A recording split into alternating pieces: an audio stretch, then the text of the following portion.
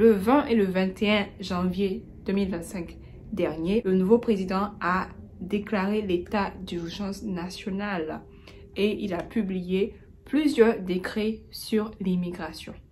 Et sur cette chaîne-ci, je parle principalement de l'immigration aux États-Unis. Donc, je me suis dit qu'il fallait que je fasse une vidéo pour vous informer. Donc, la voici.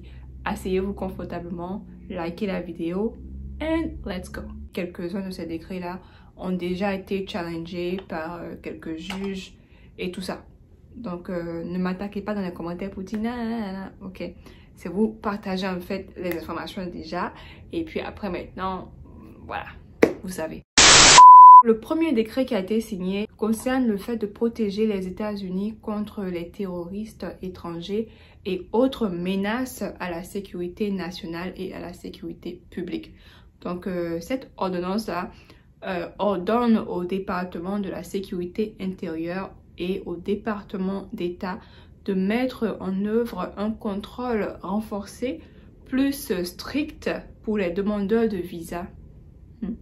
Pour les demandeurs de visa et ceux qui sont déjà présents sur le territoire américain. L'ordonnance ordonne également à toutes les agences de procéder à un contrôle minutieux lors du processus de délivrance des visas. Je pense que j'ai pas besoin d'expliquer ou je dois expliquer? Je dois expliquer? Ok, en gros, il dit que il faut que les gens soient encore plus durs lors des interviews. Donc, pour donner les visas, là, il faut qu'ils fassent des enquêtes, il faut qu'ils mènent un travail minutieux pour pouvoir délivrer des visas à toute personne qui souhaite venir sur le territoire américain. Que ce soit ceux-là qui sont déjà à l'extérieur ou ceux-là qui sont déjà sur le sol américain qui font une demande de visa. Donc, il veut en fait protéger, d'après lui, protéger les États-Unis contre les terroristes étrangers et toute menace contre la sécurité nationale. Donc, pour ceux-là qui s'apprêtent à demander un visa américain, si on vous refuse le visa, bah, vous savez déjà pourquoi. Le président a dit qu'il faut être vraiment dur sur tout ce qui est demande de visa. Donc, déjà, de nature, le consul américain peut te refuser le visa pour n'importe quelle raison. Mais là, avec le fait que le président vient de dire qu'il doit encore être plus dur, c'est que ce sera pas facile. En tout cas, bonne chance à tous ceux-là qui demandent un visa américain. Le deuxième décret concerne en fait le fait de protéger le sens et la valeur de la citoyenneté américaine.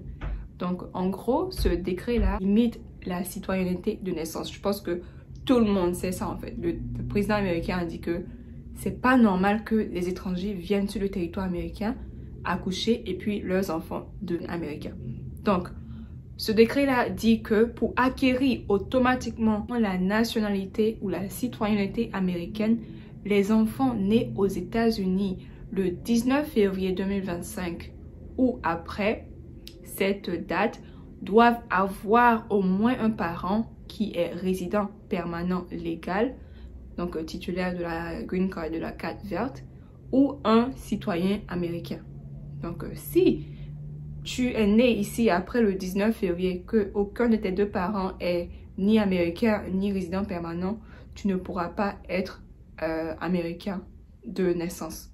Donc, le droit de sol a été refoulé. Je pense que vous avez déjà vu les actualités, mais pour ceux-là qui ne sont pas informés, il faut savoir que le juge Connor a accordé une ordonnance d'interdiction de 14 jours bloquant l'action exécutive. Donc, il a bloqué le fait que le président américain ne puisse annuler le droit de sol.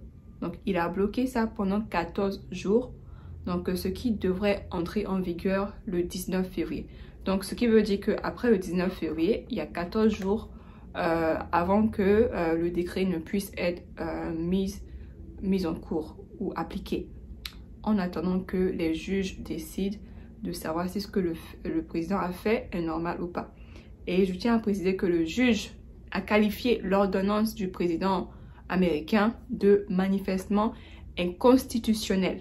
On verra bien ce qui va se passer. Est-ce que le décret sera mis en application ou est-ce que les juges vont encore challenger le décret présidentiel. Troisième nouvelle concerne en fait la sécurité au niveau des frontières. Ce décret-là a été signé et ça ordonne au département de la sécurité intérieure d'utiliser les technologies disponibles pour déterminer la validité des relations familiales entre les ressortissants étrangers. Le décret met fin au CBP-1 et au programme de libération conditionnelle, tout ce qui est processus pour les Cubains, les Haïtiens, les Nicaraguayens et les Vénézuéliens. Au cours de l'administration précédente, il y avait quelques programmes qui étaient dédiés à quelques ressortissants de quelques pays là. Ces gens-là pouvaient venir aux États-Unis et avoir un statut protégé.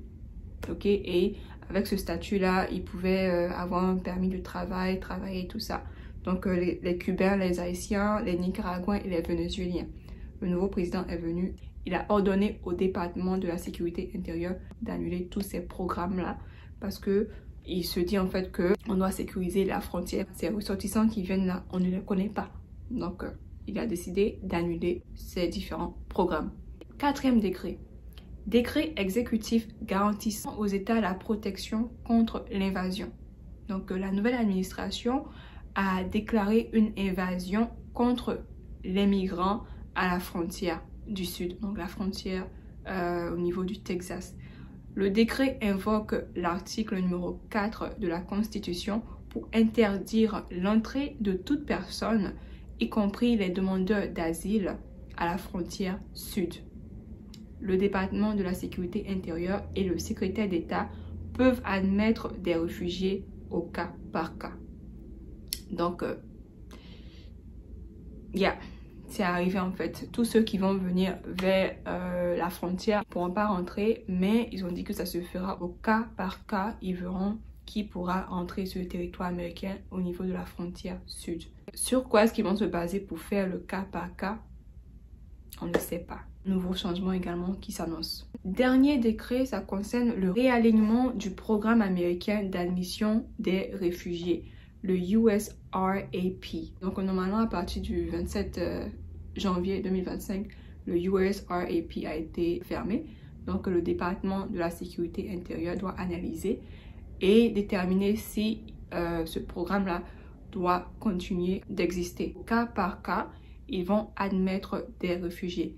Mais de façon globale, le programme a été suspendu depuis le 27 janvier 2025. Donc voilà un peu les différents décrets qui ont été signés concernant l'immigration. Et la dernière chose que je vais mentionner, c'est la dévéloterie. Ne vous affolez pas, il n'y a pas de décrets qui ont été signés concernant la dévéloterie. Juste pour penser en fait à ça, est-ce que dans les années futures, est-ce que c'est quelque chose que le nouveau président va essayer d'attaquer ou comment est-ce que ça va se passer? En tout cas, si quelque chose se passe, je vous tiendrai au courant. Pour tous ceux-là qui ont participé en octobre et novembre 2024, les résultats seront disponibles le 3 mai 2025. Donc, bonne chance à vous. Et puis, pour les prochaines inscriptions, normalement, ça doit commencer en octobre 2025, donc dans quelques mois. Donc, pour ceux-là qui souhaiteront participer, on attend de voir en fait si le programme va continuer d'exister d'abord. Et puis, on verra bien toutes les informations sur le site officiel de la dévéloterie. J'ai oublié de mentionner également que tous ceux-là qui sont sans papier aux États-Unis, sachez qu'ils ont commencé à rapatrier les gens. Donc, c'est quelque chose également que le président américain a ordonné à ICE. Donc, ICE, c'est la structure là qui se charge de tout ce qui est immigration, tout ce qui est rapatriement et tout ça. Donc il a dit à ICE de traquer les sans-papiers, surtout ceux-là qui ont commis des crimes. Donc on doit les traquer partout, que ce soit dans les hôpitaux, que ce soit dans le coin de travail et tout ça. Et ça a commencé même à Chicago ici, ils ont déjà commencé à faire, en Pennsylvanie, à Philadelphie également, ils ont commencé et tout ça. Donc pour dire que c'est quelque chose de réel.